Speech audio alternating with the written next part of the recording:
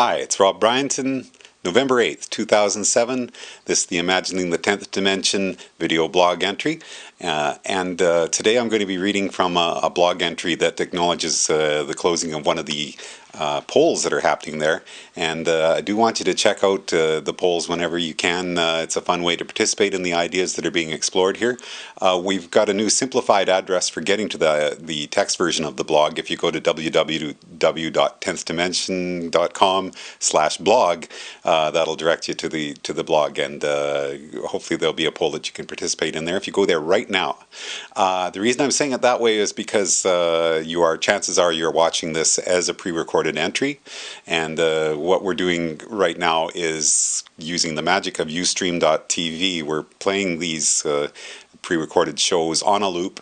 The text that's scrolling down underneath my image here, if you're in the 10thdimension.com/chat window, is coming to you live, and anybody who has things to say about what we're talking about in the show can discuss this with each other as it goes. And I'm also during this blog entry today going to be acknowledging some of the things that people have been saying for the last little while in that chat. So the blog entry today is called Welcome to the Fifth Dimension, and it goes like this. Our poll question closing today was as follows. Was Kaluza right? Is our physical reality really being defined at the fifth rather than the fourth dimension? I'm pleased that a significant majority, 75% of visitors to this blog have agreed with me. We're actually in the fifth dimension, not the fourth. In last week's blog entry, Information Equals Reality, I talked about Kaluza's proposal to Einstein back in 1919 that our reality is created within the fifth rather than the fourth dimension. Einstein considered this idea for 2 years, then gave it his full endorsement. Here is how I believe my way of visualizing the dimensions fits in with that. Physicists and philosophers keep saying the same thing. Time is an illusion. For me, this is easily translated to the world of quantum mechanics because we have to realize that the illusion of continuous reality we experience as time is actually a series of frames or quanta, a discrete series of nows being created one Planck length away from the next.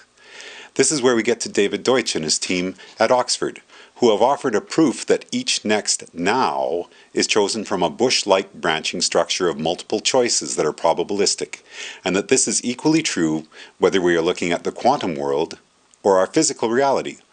All of those choices exist within the quantum fields of the multiverse. So, I have proposed, and many visitors to this blog appear to agree with me, that Kaluza was right about the fifth dimension. The leap of logic that I then take is that Deutsch's probabilistic bush-like branching structure actually is in the fifth dimension.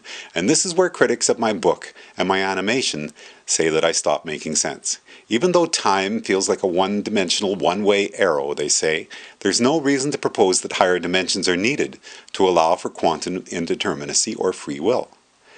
But what about Kaluza and Einstein's agreement on our reality coming from the fifth dimension then?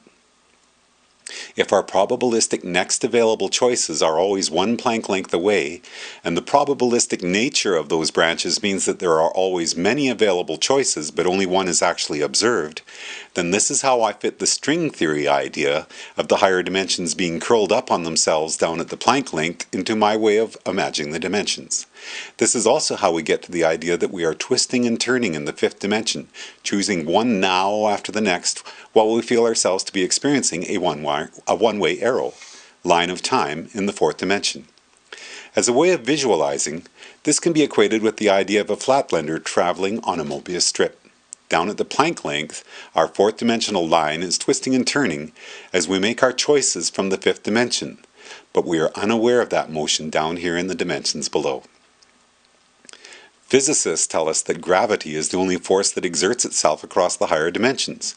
Because I'm willing to acknowledge the possibility of things like intuition, prescience, new ideas that suddenly sweep the world, conscience, instinct, voices of the ancestors, and so on, this seems to imply that I believe gravity is not the only way that our current reality can be affected by other dimensions.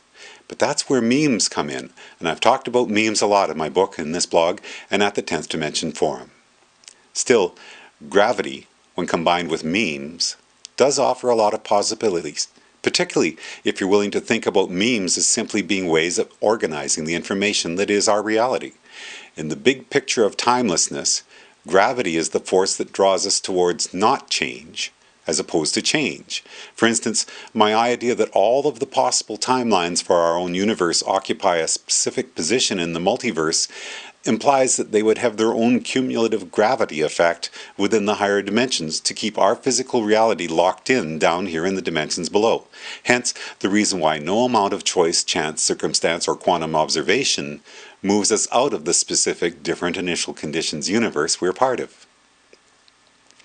My song Chains and Renewal takes the idea of higher dimensional mean shapes that could be making themselves felt down here in space-time and plays with that idea in new and creative ways that, as usual, are far outside the realm of mainstream physics, but fun to think about nonetheless. And we're going to finish today's video blog entry with that song. But in the meantime, I'd like to now stop reading from the blog here and just look at some of the things that have been posted at the chat logs. So what's happening then, I talk about this from time to time just because I know there is some confusion when people go to the chat window. They see me talking, they see text scrolling underneath, and they don't know why I'm not responding. That's because chances are right now you're looking at a pre-recording. There's a number of other ways that you could be looking at this show as well, including from watching it at rever.com. You could be watching it if you just go to 10thdimension.tv, then you become just somebody watching a TV show.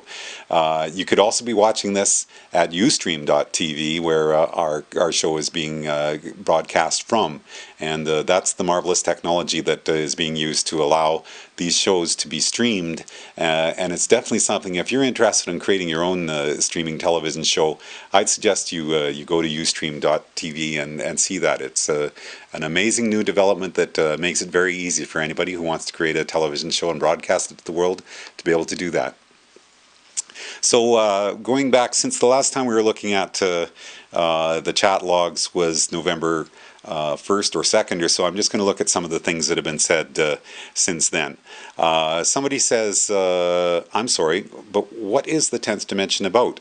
And my response to them, because I am sometimes when I'm able to be in the text window at the bottom as well. So just because my video portion of the comments is not live at the moment doesn't mean that I might not be able to check in and respond to you if you do type in a question.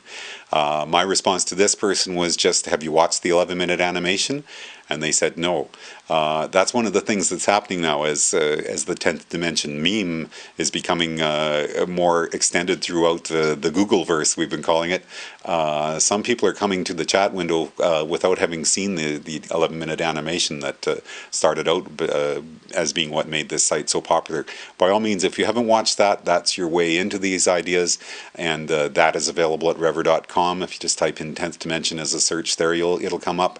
Or if you go to YouTube and type in Imagining the 10th Dimension, you'll find some of the versions of the animation that have been posted there as well.